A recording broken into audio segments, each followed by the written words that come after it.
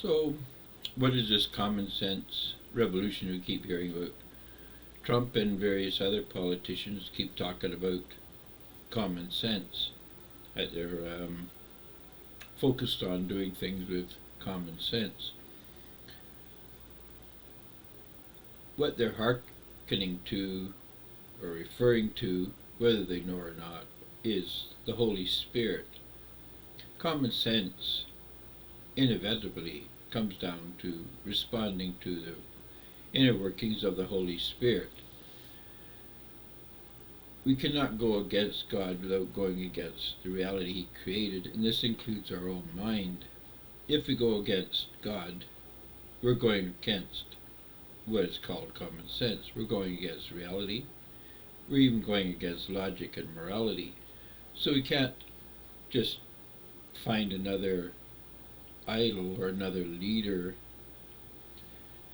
or inspiration to follow and reject God without rejecting common sense or logic.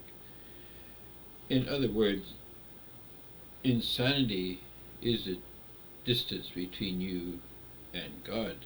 The greater the insanity, the greater the nonsense, the greater the idiocy that one is in, the further we are from God. The insane have a moral problem more than anything. And so to get back to common sense and doing things that make sense means that we have to get back to following God.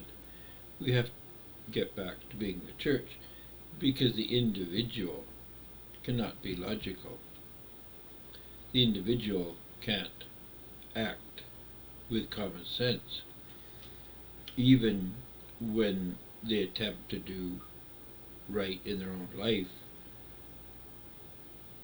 The very fact that you are acting alone makes your life inefficient.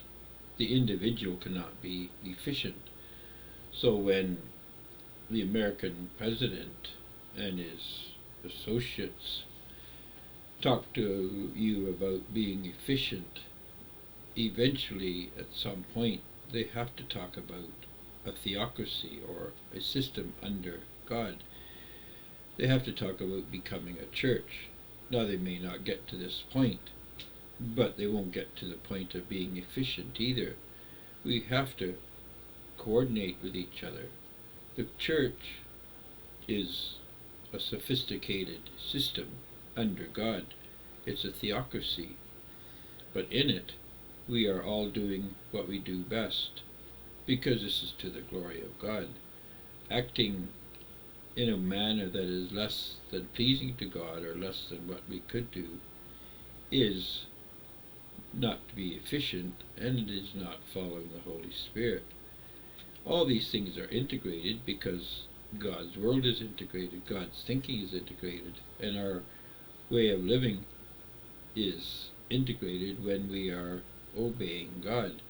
And so at some point, if you want to be a common sense revolution, you have to have a theocratic revolution. You have to move society and the people closer to God and under God, which means you have to forego your own power. And this is where the world will always come against a brick wall, because they are okay with following God up to a point, so long as they don't have to give up their power. And so the presidency is a contradiction to God. The power of the president has to end. The power of the government has to end, because we are all under God. We have to work for God. We have to serve God. And so what we're doing is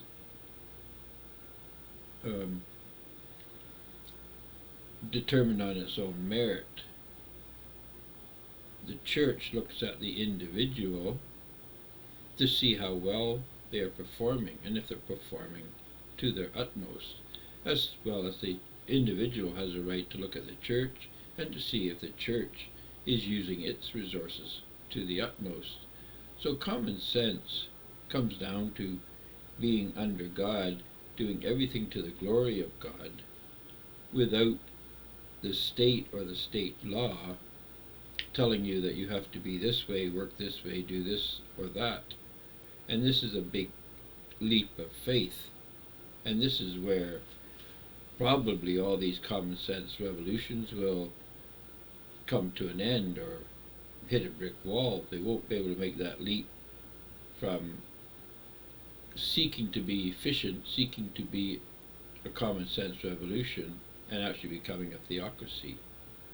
And this is where a priorian has the advantage, because we start out under God. We work individually to the best of our ability at the very start. And so we don't have this leap of faith to engage in, because you've made it at the very beginning. This is what our ministry is predicated on. It's that leap of faith where we start out believing in the power of the Holy Spirit, believing in the need to serve God. And so as we form the church, we are already a theocracy. Thank you.